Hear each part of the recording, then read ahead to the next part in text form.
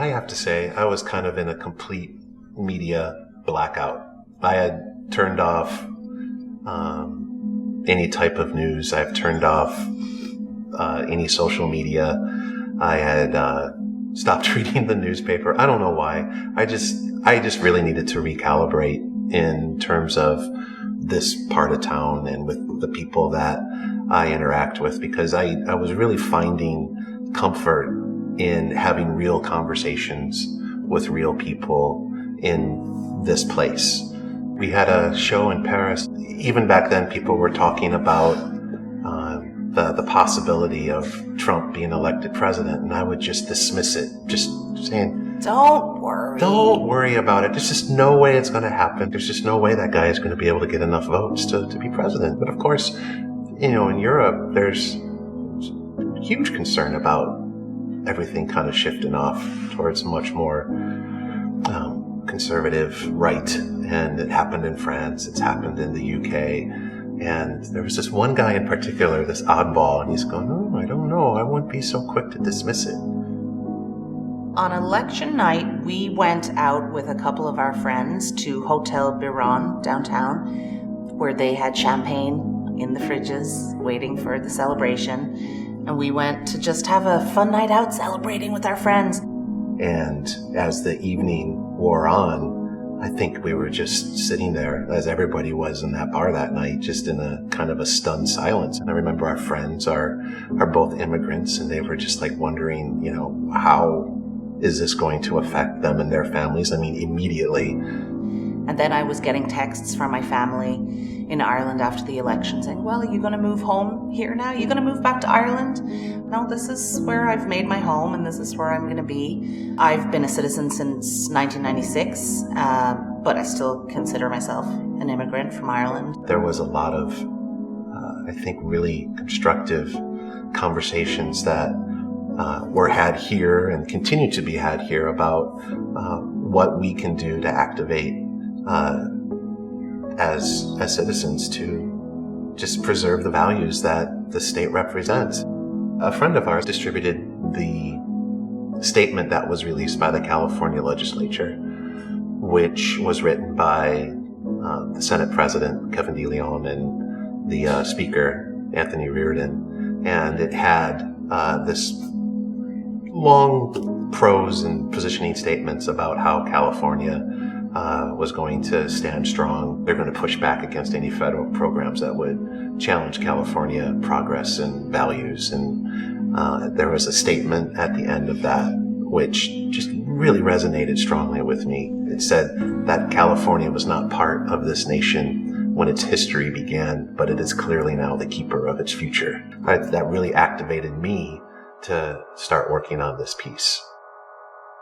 It seemed like with the way that the studio has been identified with a benevolent bear just giving a cradle hug to the state, that strikes the right chord with a lot of people. But this one I wanted it to just say, you've stirred a beast.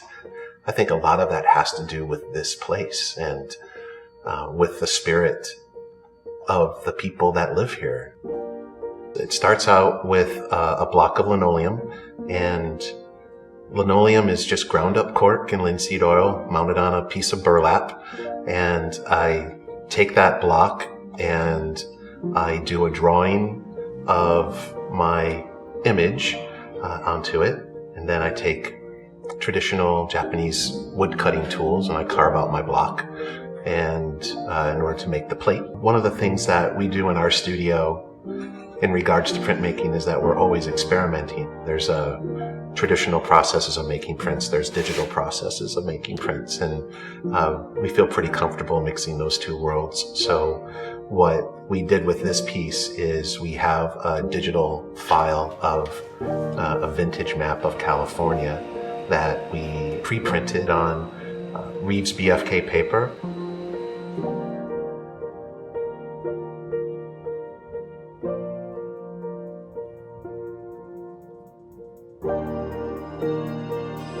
And when that's printed, we do our block print over that with the black ink.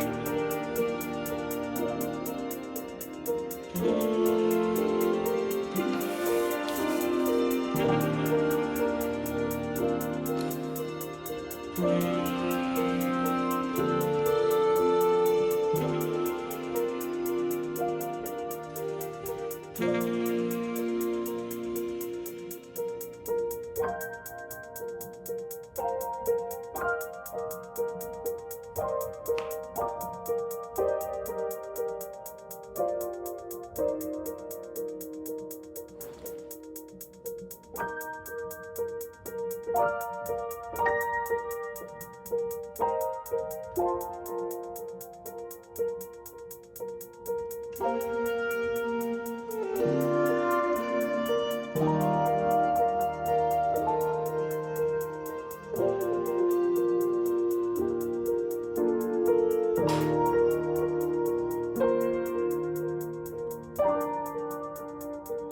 will take my watercolors and I will paint in the log that appears on the bottom of the piece.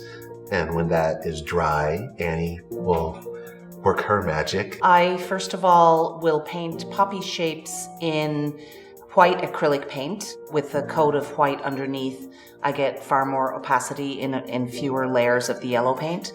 So I'll do a white layer and then maybe 2 yellow layers.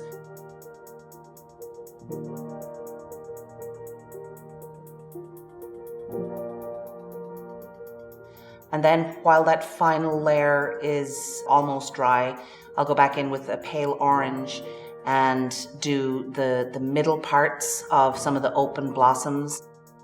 When that's dry, I'll get my green paint and give the base of each flower a little disc of green, and then start linking them all up with these snake-like tendrils of greenery, and I'll put in leaves and have the flowers kind of appearing from above and behind and the side of this log that the bear is standing on. I'll add some little stamens to the middle of the flower and go in with a darker orange and a very, very fine brush and just give the final flower shape little wrinkles, a little detail to make it look more like a poppy that's just starting to open. And then Eric continues watercoloring the bear in all his various tones in his pelt.